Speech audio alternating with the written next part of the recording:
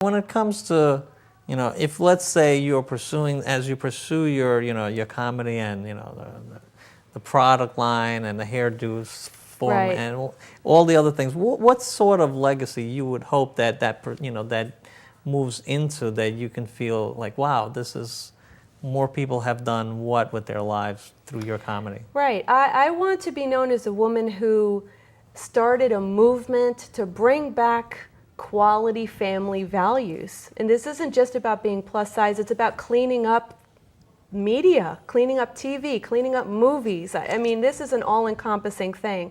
And I don't want it to just focus on the plus size part of it. I want it also to focus on cleaning up comedy and Hollywood. So I want to leave a legacy of that, I got as far as I could to champion these causes, and the world is a better place for it. Well, as Hollywood continues to degrade itself to nothingness, because most of the film industry is moving outside of the boundaries of Los Angeles and California, because literally it's just become a cesspool. Yeah. Now, what do you see as do you see any opportunity as the internet continues to expand and the opportunities in that area? Anything there? Well, it's tremendous. I mean, the whole YouTube viral marketing has become huge. I mean, just recently there was somebody who, danced their way down the aisle on their way to their wedding vows, and that made it onto Good Morning America. Jessica Simpson is doing a show next year called The Price of Beauty. She just spent time in Uganda, Africa, where fat is actually beautiful. And so much they're so committed to that idea that they actually have a fattening hut, which brides will go and spend 2 or more months sitting around eating 5,000 calories a day to fatten up for their wedding day. And so any entrepreneurs out there, I'm giving you the next billion-dollar idea. We have the Java hut, and we've got, every other hut. Let's have the fattening hut where women can sit around and eat all day and look good and get married at the end of it. I mean, this is a brilliant new opportunity. We need to latch into this. The takeout to some of those communities would be outrageous, wouldn't it? I'd be the first one there. I'll cut the ribbon. Now, when it comes to charity, you focus also on charity in what you do. Tell us a little bit about that. Right, and my husband and I have been really, really aware of the needs of the less fortunate all over the world. We have gone actually to overseas to serve some lost and underserved gypsies out there that are just on the outskirts of society, and even the homeless person on their worst day isn't nearly as bad off as they are over there. I mean, they're beyond that. And then we also do local work in Sarasota with the Dream Center, which serves homeless and the very poor in Sarasota that might be hungry or not have enough warm clothes for the winter.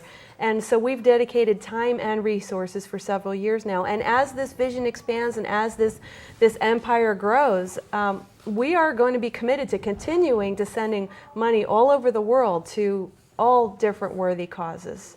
Now, do you believe that Miss Rejoice and your comedy can create economic stimulus? I do.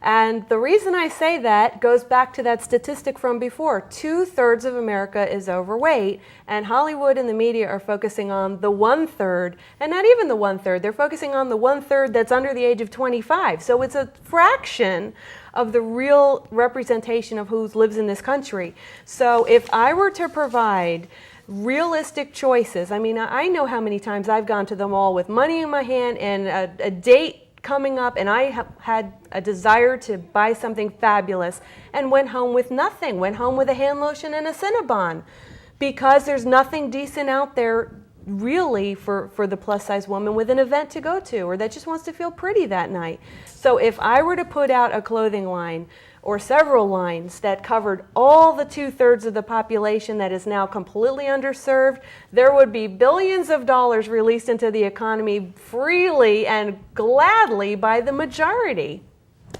There you have it. There's my plan. Well, if Obama is listening, here you go, Obama. Your stimulus package could focus on the plus-size women, and Miss Rejoice here is your biggest advocate for helping plus-size women find the goods and the services dedicated to helping plus-size women look beautiful and showing themselves off to to everyone around us. I mean, why not? We have the passion and the desire to make a difference in this world, just like everybody else. Everyone wants to leave a legacy. Everyone wants to be valued. Everyone wants to know that they're cared for and that they are making a difference in the world. So more power to the 2/3 that are wanting to get out there and do it. Well, we're pretty much out of time, Miss Rejoice. Okay. We have Miss Rejoice here tonight. You're watching Business Today with Miss Rejoice and your plus size diva. Thank you again for coming. Thank you for And having we'll me. see you hopefully soon and one Yeah. of the biggest clothing lines or something to help women in the community Yes. that can look forward to going to the shopping malls to help our economy. Yes.